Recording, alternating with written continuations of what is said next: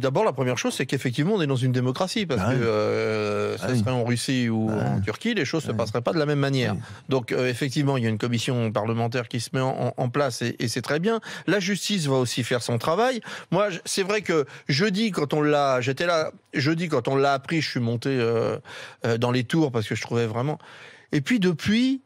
J'essaye de relire la tête froide ce qui s'est vraiment passé, et très honnêtement, je ne vois pas le scandale d'État, et Dieu sait si je suis proche plutôt des Insoumis, par exemple, je ne comprends pas que tout le monde soit comme ça à monter dans les tours sur cette affaire, et je trouve qu'on a suffisamment de critiques à faire sur la politique de Macron quand on est de gauche, par exemple, et sur son positionnement politique, sans aller dans ces histoires de qu'on en fait trop. Ah oui. Je trouve vraiment qu'on en fait trop. Alors d'abord, permets-moi de rigoler quand j'entends un Ciotti ou des gens qui s'offusquent de la violence en disant que c'est un acte de violence. Mais enfin, les mecs, vous êtes jamais dans une manif, quoi.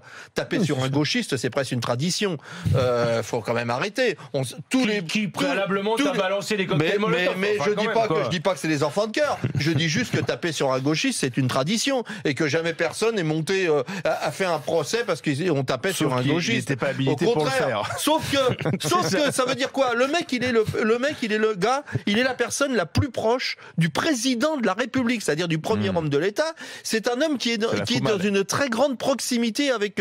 Macron lui fait confiance parce que c'est un homme qu'il a connu au début. Moi, je dis souvent la comparaison, il y a des grands patrons, il y a aussi des hommes politiques qui ont besoin d'avoir un homme de confiance, c'est-à-dire une personne sur qui ils peuvent compter à 100%. Le chauffeur, qui est le confident, le chauffeur, le garde du corps, qui est le confident total et le gars qui va jamais les dénoncer. On a su après, par exemple, après Chirac, le rôle qu'avait eu son chauffeur, que le gars il a jamais parlé du temps où voilà, les gars sont des portes de prison, et tous les hommes politiques et souvent les grands patrons ont un homme comme ça. Souvent un homme qui n'a ni les références, c'est-à-dire qui n'a pas fait les écoles nécessaires pour le faire, qui n'a pas véritablement les références professionnelles et le passé professionnel, mais voilà, c'est un gars de confiance. Et ce type, qui est certainement pas une lumière, se retrouve d'un seul coup investi de numéros, je sais pas combien, autour du président, c'est comme un joueur de football qui gagne la Coupe du Monde, quoi. Les gars, ils pètent les boulons. Donc c'est la dérive personnelle d'un homme. Évidemment, la dérive personnelle, soutenue par des gens qui ne mettent pas les murailles nécessaires, qui ne mettent pas les limites nécessaires pour empêcher la connerie. En fait, s'il avait été viré dès le 2 mai...